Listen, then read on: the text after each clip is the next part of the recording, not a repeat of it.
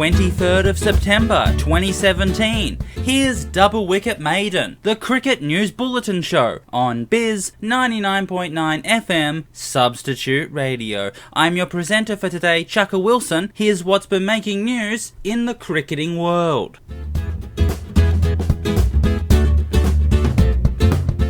Cricket South Africa have made a request to the ICC for them to play against Zimbabwe in a 4-day test match this coming Boxing Day. The game will still retain test match status and simply be shorter in size, and the CSA are reassuring everyone that this would be just an experimentation and not a precedent that would open up the floodgates. The ICC have been caught in a difficult position on this question. On the one hand, there are the traditionalists who are totally opposed to the decision, as it will risk damaging the purpose and meaning of the highest form of the game. On the other hand, there are the realists who appreciate that market forces are pushing Test cricket in this direction, and so it makes sense to allow events to proceed as they are trending. In the highest decision-making body of international cricket, the Chief Executives Committee, they are mostly in favour of it. But in other select committees and agencies, such as the Cricket Committee, they are opposed. A decision will be made at the next ICC board meeting in Auckland in October. Haroon Lorgat, the Chief Executive Officer of Cricket South Africa, said this in reference to South Africa playing Test cricket against lower nations like Zimbabwe and Bangladesh, plus the newer ones of Ireland and Afghanistan. Quote, "We recognise that there is a place for higher ranked nations to play the lower ranked nations, or even the lower ranked teams among themselves, in 4-day test match cricket. I hope that apart from being a trial, we could have it as a permanent arrangement." End quote.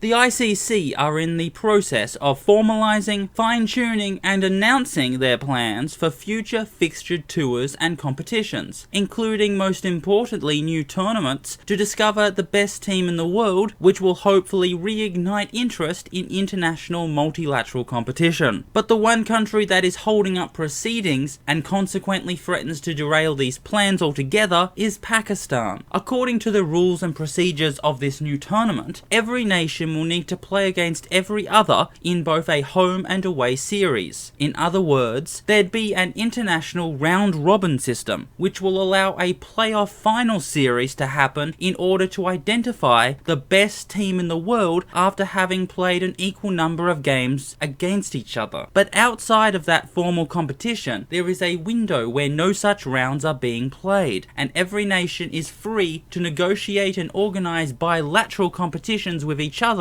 which can be at any length and take place anywhere. Pakistan have been requesting to India that the two teams commit to organising such a bilateral series between themselves during that window of opportunity, but the BCCI have been reluctant at best and avoiding the subject at worst. India and Pakistan have not played against each other in a test series since the former toured the latter in late 2007, which is nearly 10 years ago. As a spokesperson for the Pakistan Cricket Board explained, there is a serious financial component to this issue because of the vast money involved in broadcasting deals when India are involved. The official said, quote, "If you are not going to list that series, it means we are not playing India for the next 8 to 10 years, and we are not in a position to take that risk, to go to the next broadcast rights and say there is no India. For us, it's a decision worth $130 million US. We said to other boards there, will any of you agree to a schedule without India? Will Australia do it? England? If you can't, why should we? Our position is that this is non-negotiable. This whole structure becomes viable if, outside the structure, we have India scheduled. If that doesn't happen, then we won't be able to sign this." End quote.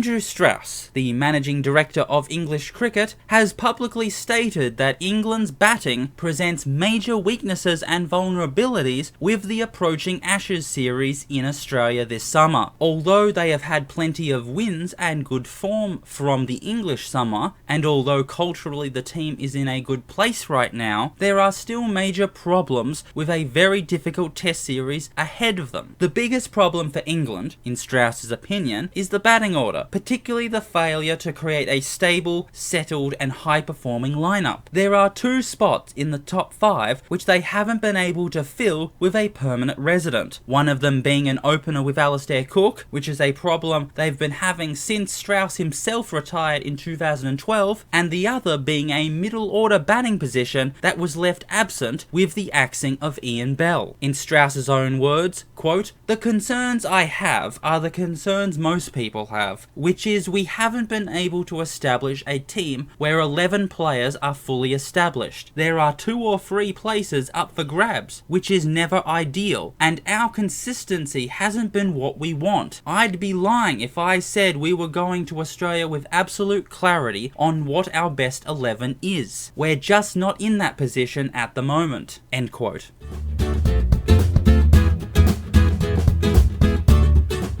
And that's the news for this episode. This has been Double Wicket Maiden, the Cricket News Bulletin Show for the 23rd of September 2017. I'm Chukka Wilson, and you're listening to Bizz 99.9 FM Substitute Radio. Until the next Cricket News Bulletin, remember to cock your wrists, play with soft hands, and don't let your centre of gravity go off balance.